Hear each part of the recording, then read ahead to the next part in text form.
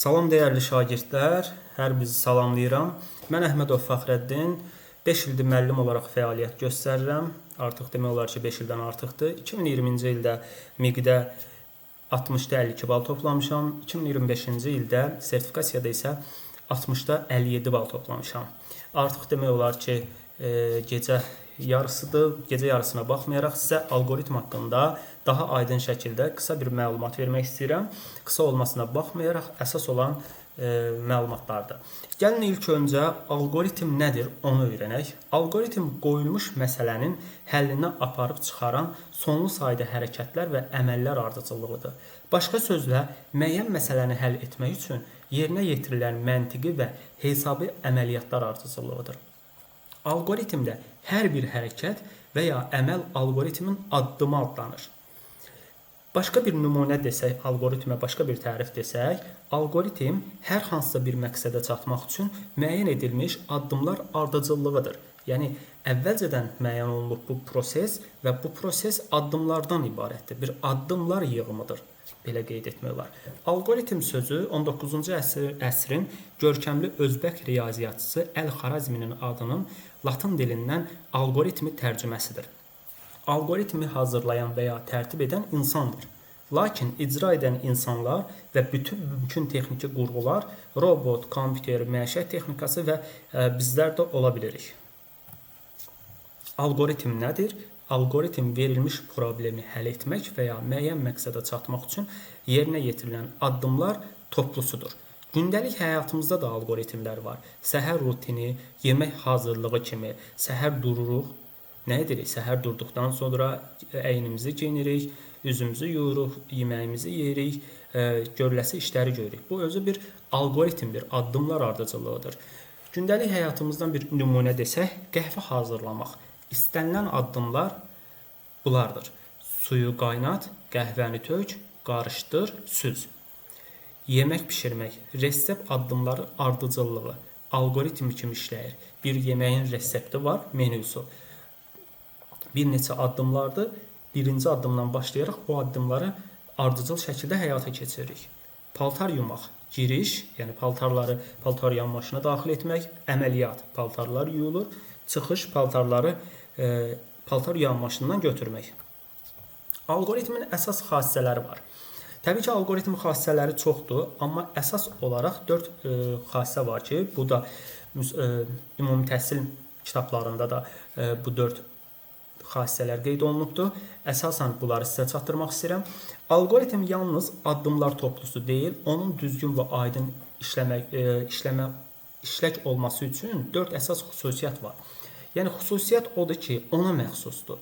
Onların biri pozulduqda algoritm sayılmır. Diskretlik xassəsi var. Algoritm ayrı-ayrı və ardıcıl addımlardan ibarət olmalıdır. Hər addım növbəti addıma keçidi aydın göstərməlidir. Nümunə olaraq, çay hazırlayarkən əvvəl su qaynadılır, sonra stəkana çay tökülür, ardınca da su əlavə olunur. Çayı qaynatdıq, stəkana su da tökürük, həmin çaydan da tökürük. Təsəvvür eləyək, stəkana suyu tökürük, içirik, sonra qaynadırıq. Belə bir algoritm olmaz axı, addımların yeri dəyişilir. Ardıcıl şəkildə addımlar olmalıdır. Bir addım bitməlidir, suyu qaynatmalıyıq, sonra çayı tökməliyik, suyu tökməliyik, stəkana tökməliyik, sonra içməliyik. Bu addımlar ardıcıl şəkildə olmalıdır. Müəyyənlik xassəsi var, hər addım dəqiq, aydın və birmənalı olmalıdır. Eyni addımı oxuyan hər kəs onu eyni qaydada icra etməlidir. Şəkəri əlavə et əvəzinə bir çay qaşığı şəkər əlavə et kimi göstərmək olar. Məsələn, bir stəkan çay gətir, yanında da qənd gətir desək, o neçə dənə qənd gətirəcək? O özünün istədiyi qədər qənd gətirəcək. Amma biz o müəyyən olmalıdır. Onun üçün müəyyən olunmalıdır ki, sən neçə dənə qənd lazımdır sənə çayla içməyə?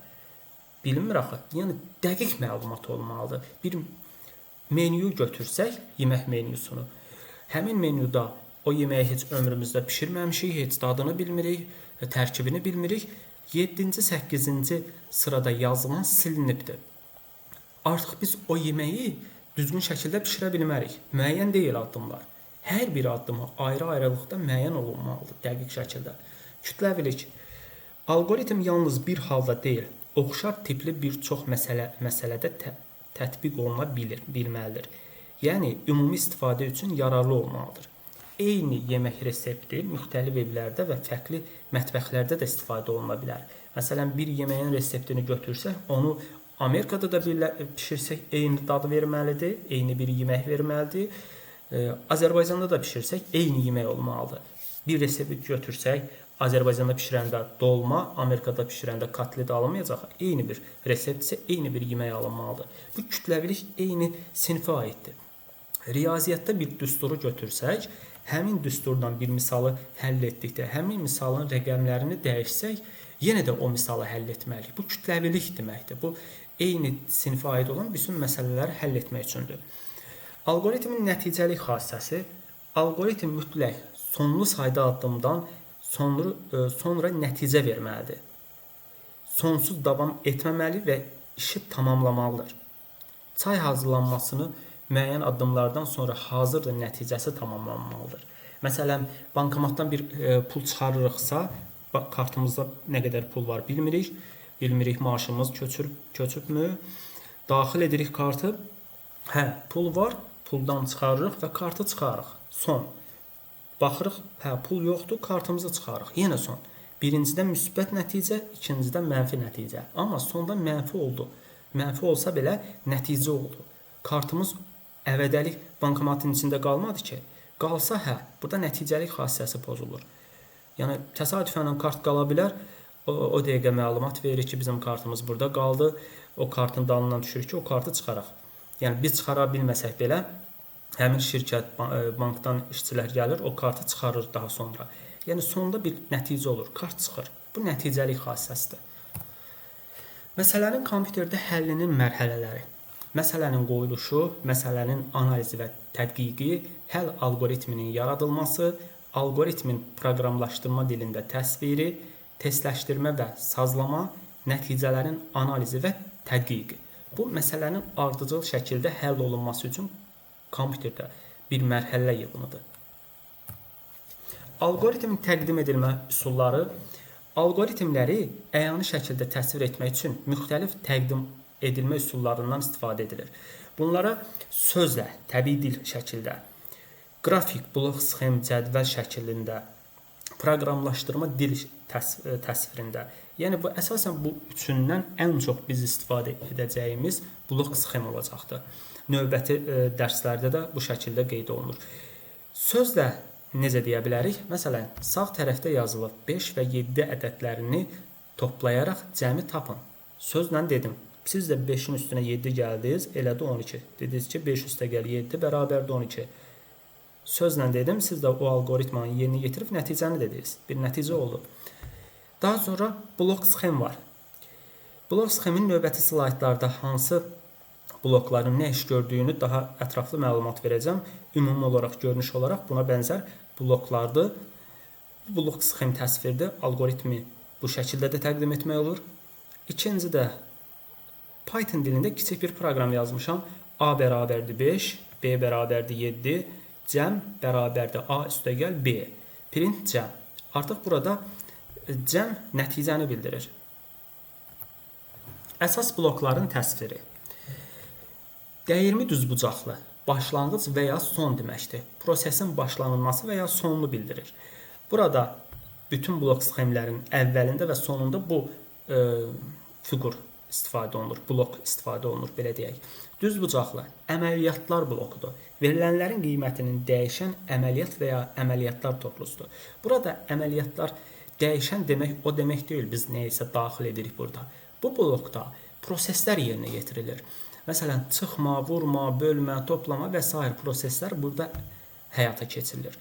Xüsusi olaraq desək, bura bir gövdə də olur. Bir dövr operatorunda, şərt operatorunda indi növbəti slaydlarda, dərslərdə də izah olunacaqdır. Burada dövrü qeyd olunur. Yəni, bir proses həyata keçirilir. Paraleloqram, daxil etmə və xaric etmə blokları. Burada verilənlərin daxil və ya xaric edilməsi. Məsələn, əvvəlcədən A-ya 5 verilmişdi, mən bu da A-ya 7 verirəm, A oldu 7. Mən daxil edirəm. Artıq bu da rəqəmlərini həmin mənimsətmədə hansı hərfə nə rəqəm vermişəmsə, A-da nə rəqəm vermişəmsə, onu dəyişə bilərəm. Daha sonra romb, şərt, seçmə, məntiqi blokdur. Müəyyən şərtdən asılı olaraq hesablama istiqamətinin seçilməsidir. Yəni sual verir. Bu blokun içində bizə sual verir. Məsələn, bir sual qeyd eləyək. Saat 1-dirmi?